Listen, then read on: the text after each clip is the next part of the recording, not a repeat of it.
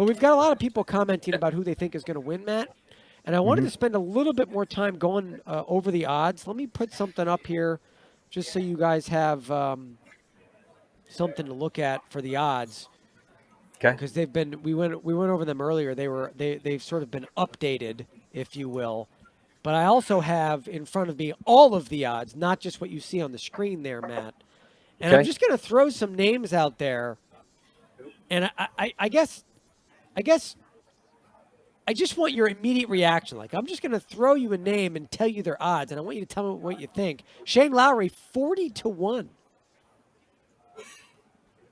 Yeah, I mean, Shane had that win, the team win at the Zurich with Rory McIlroy. But if you look at what happened at that performance, it was really Rory that was carrying Shane uh, across the line to victory. Shane hit some good shots, but he hit an awful lot of bad ones that Rory had to make up for. So 30-1 for Shane right now seems like pretty good odds. And I say pretty good from the standpoint of saying Shane tends to step up on golf courses that demand accuracy, and he tends to step up on golf courses that are really tough. So at 30-1, if someone was looking at odds from the standpoint of saying who should I take, who shouldn't I take, that would be a green light for me. I'd take Shane.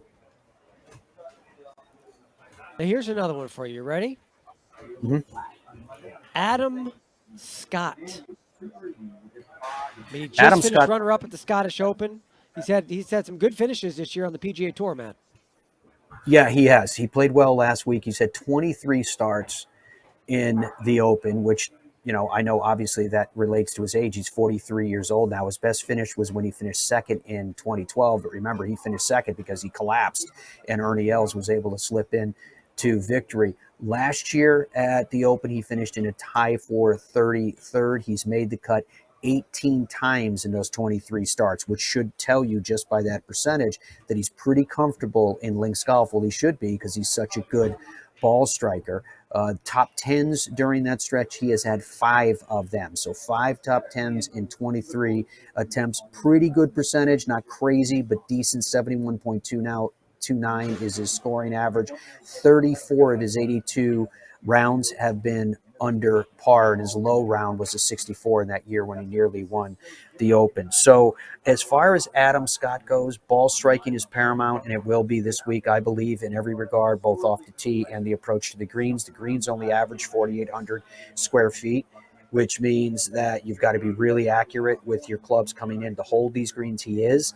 The speed of the greens is only going to be about 10.5. That's what the practice putting green was rolling today. So if that's the case, it doesn't put as much pressure on the guys that struggle when they putt, because at the slower green, by their standard, they can feel like they're hammering the golf ball to keep it on line and get it to the hole. So what was his odds again? Give them to me so I can give you a green light or a 60 to caution. 1.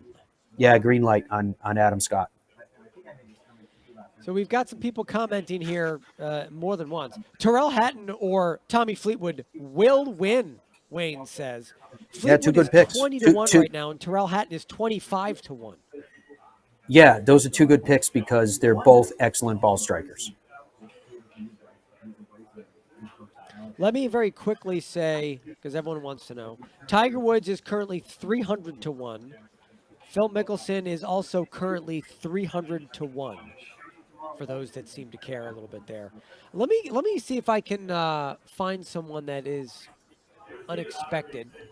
Are you asking To me something about me, those two, or are you just saying the no. 300-1? I'm wondering why Max Homa is 125-1, because I feel like his odds should be like markedly better than that.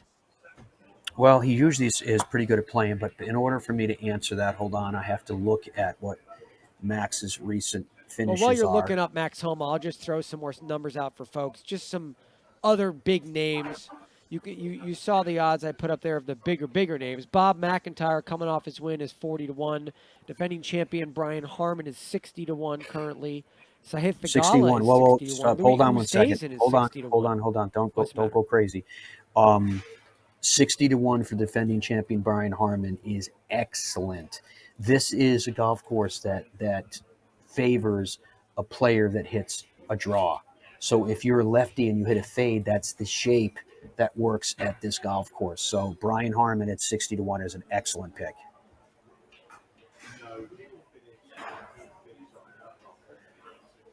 Okay. So you want me to fire away, or you want to? Do you still looking up Max No, Homa? What's going on here? What are I'm we looking doing? at Max right now. That's why I paused. So yeah, Okay. Genesis Scottish Open, he had a tie for 70th. Before that, his last start was Travelers Championship, a tie for 61. U.S. Open, he was cut at the Memorial. Pretty good finish, top 22, tied for 22nd. He was cut at the Charles Schwab Challenge, PGA Championship. He was 35th. Wells Fargo was 8th, very tough event, a major venue there. RBC Heritage, he was 55th. Masters, he was tied for 3rd. So if and the Players, he was tied for 64th. If you look at that as a body of work, other than that tie for 3rd at the Masters, then it really isn't that impressive. He's kind of come off the boil for Max Homa, and I think that's why. If we look at strokes gained total for Max, he's 80th. Strokes gained off the tee, and remember I was telling you how important off the tee is at this Open? He's not even near average. He's 141st in strokes gained off the tee right now. Strokes gained approach, he's 67th, which is great, but you can't get to being even 67th if you're mired in the deep rough that's all over Royal Troon, because you're hitting it sideways off the tee. So now at least you can understand why his stats are the way, or his odds are the way they are, because the stats and the performances, the results are telling you that right now Max Homa's game is a little off.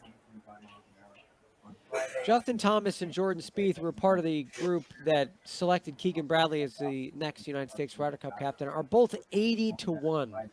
Are they both in their own heads right now, Matt? Are they off the boil, to use your term? I think Jordan Spieth, you said, is he in his own head? I think he's listening to the voices in his head. I'm not feeling it with Jordan Spieth. Justin Thomas, I followed quite a bit over the last few days, both in his practice and then today. I was watching him putting a lot, and his putting looked pretty good, but he just doesn't look comfortable to my eye. I'm just talking in general, just watching his facial expressions, watching the way he interacts with people. It looks to me like he's still struggling in some way. I hope I'm wrong on both of them, but I'm not feeling it for either one. You said you liked Brooks Koepka earlier. Brooks is 40-1, Matt. Is that a good Yep, bet that's right pretty now? good odds. Yeah, I think it is. So Because when I when I just want to say that, wrap up here, let me Matt. just clarify that. Go ahead. Um, Go ahead. when Go ahead. when they're doing betting over here, a lot of times what they're doing is what they call betting both ways, which means you're betting on a top 10 as well as betting on winning. Excuse me. So I would say that Brooks right now on a top 10 is really solid. Okay. Just to wrap up a couple things here, John Rahm is 20-1. Victor Hovland, who you were watching earlier on the range, is 30-1, and Cam Smith is 50-1. Any initial thoughts there? I kind of like Cam Smith. He's got to show more, I think, but I kind of like Cam Smith in terms of if I were going to do something, I'd do a little bit with him. I'm not feeling it with the other guys. So I'll put this back up one last time for the folks, and I guess we could sort of, if you would like to make an official pick here, Matt, as we sort of wrap a bow around our preview stuff for the Open Championship with play getting underway tomorrow. You can see quite clearly that Scottie Scheffler and Rory McIlroy are the favorites this week. Do you agree with that? And would you anticipate one of those two winning this week?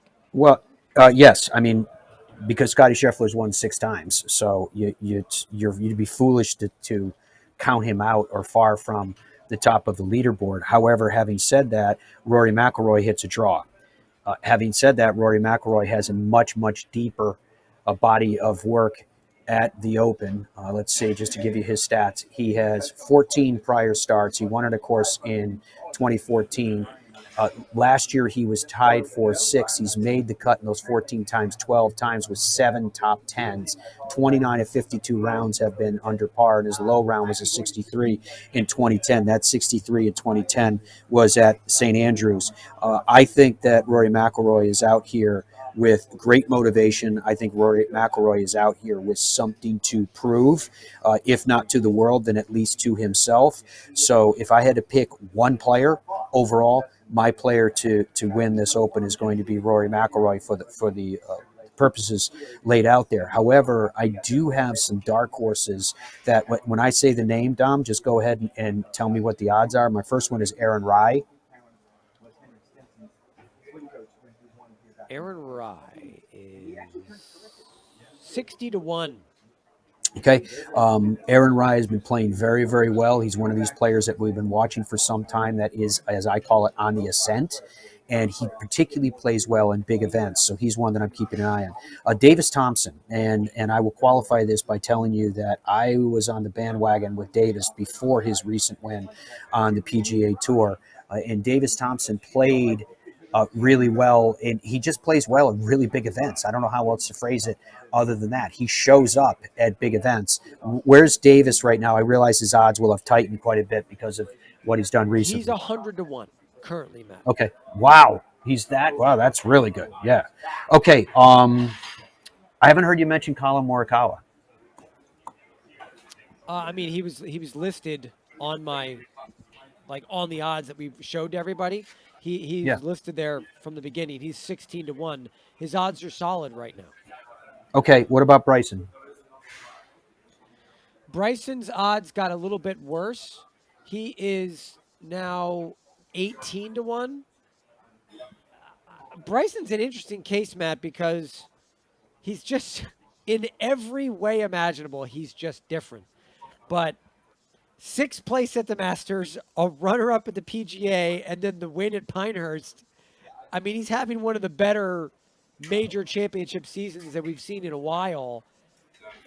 I can't imagine it's weird to think that he wouldn't play well here. He was tied for 8th in 22 at the Open. He was tied for 60th last year.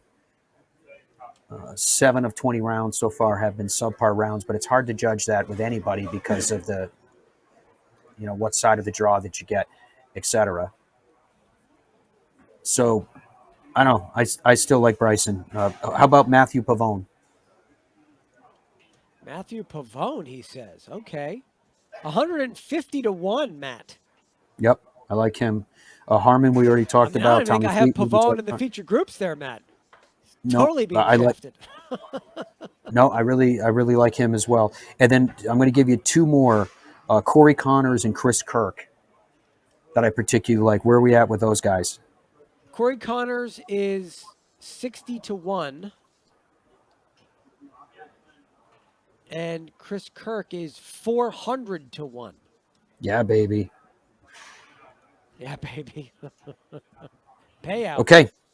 So there you go. You wanted some names and maybe some wild cards. Those would be the ones that Dom, I would definitely be looking at. Cannot wait for all of this to get underway.